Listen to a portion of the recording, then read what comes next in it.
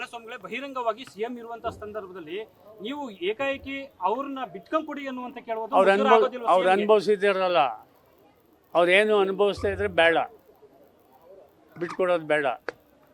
ಅವ್ರು 5 ವರ್ಷ ಅಲ್ಲ 6 ವರ್ಷ ಎಷ್ಟೋ ಅವ್ರು ಅನುಭವಿಸಿದಾರಲ್ಲ, ಮತ್ತೆ ಇವರಷ್ಟು ಶ್ರಮ ಪಟ್ಟಿಲ್ಲ. ಅಲ್ಲ DCM ಜೊತೆ ಏನಾದ್ರೂ ಚರ್ಚೆ ಮಾಡಿದ್ರ ಸಿಎಂ ವಿಚಾರವಾಗಿ? ನಾವು ಮಾಡಿಲ್ಲ. ಹೈಕಮಾಂಡ್ ನಾಯಕರುಗಳಿಗೆ ಏನಾರ ಇದ್ರ ಬಗ್ಗೆ ಪತ್ರ ಬರೆಯೋದು ಅವೆಲ್ಲ ನಾವು ಹಚ್ಕೊಳ್ಳೋದಿಲ್ಲ. ಪತ್ರ ಬರೆಯೋದು ಅದು ಇದು ಅದೆಲ್ಲ ನಾವು ಇರೋ ವಿಷಯನ ಪಬ್ಲಿಕ್ ಸಮಾಜದ ಮುಂದೆ ಹೇಳು. ಸ್ವಾಮೀಜಿಗಳೇ, ಈಗ ನೀವು ಒಂದು ಒತ್ತಾಯವನ್ನು ಮಾಡಿದ್ರ, ಸೊ ಏನು ವಿಚಾರಕ್ಕೆ ಸಡನ್ ಆಗಿ ಈ ತರ?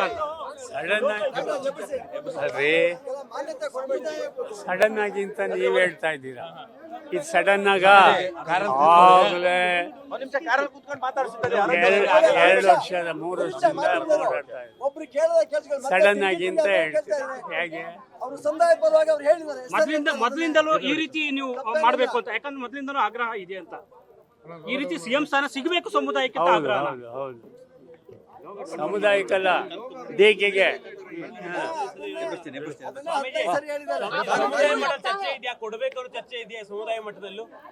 ಅದು ಗೊತ್ತಿಲ್ಲ, ಅದು ಸಿದ್ದರಾಮಯ್ಯನವ್ರಿಗೆ ಕೇಳ್ಬೇಕು. ಹೈಕಮಾಂಡ್ ನಿರ್ಧಾರ ಮಾಡತ್ತೆ ಅಂತ ಹೇಳಿದ್ರು.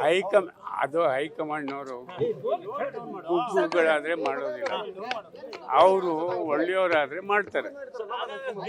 ಭರವಸೆ ಕೊಟ್ಟಿದ್ದು ಹೌದಾ? ಕಳೆದ ಬಾರಿ ಅವ್ರು ಕೊಟ್ಟಿದ್ರಿಂದ ಮಾತು ಕೊಟ್ಟಂತೆ ಅವ್ರು ನಡ್ಕೋಬೇಕಾಗಿತ್ತು, ನಡ್ಕೊಂಡಿಲ್ಲ.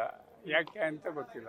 ಒಂದ್ ಚರ್ಚೆ ಆಗಿತ್ತು 2.5 ವರ್ಷ ಅಂತ, ಇನ್ನು 1 ವರ್ಷ ಸಿದ್ದರಾಮಯ್ಯ ಅಧಿಕಾರ ಮಾಡ್ಬೇಕಂತ, ಆತರ ಇರ್ಬೋದಾ ಅಥವಾ ಹೆಂಗ್ ಸರ್? ಇಲ್ಲ ಅದೆಲ್ಲ ओके साकप्पा आपको क्यों लगता है कि DK शिव कुमार मुख्यमंत्री बनना है? क्यों लगता है सर? आपको क्यों लगता है कि DK शिव कुमार को मुख्यमंत्री बनना है? कन्नड़ नहीं आता है? Kannada sir, Hindi please. ಈಗ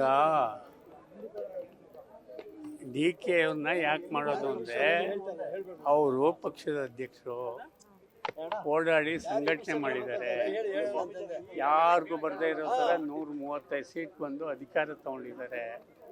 ಈ ಕಾರಣದಿಂದ ಅವರು CMಗೆ ಅರ್ಹರು ಅಂತ ಹೇಳ್ತಾರೆ. ಧನ್ಯವಾದಗಳು. ನ್ಯೂಸ್ ಫಸ್ಟ್, ನಿರ್ಭೀತಿಯಿಂದ ನಿಮ್ಮ ಪರವಾಗಿ.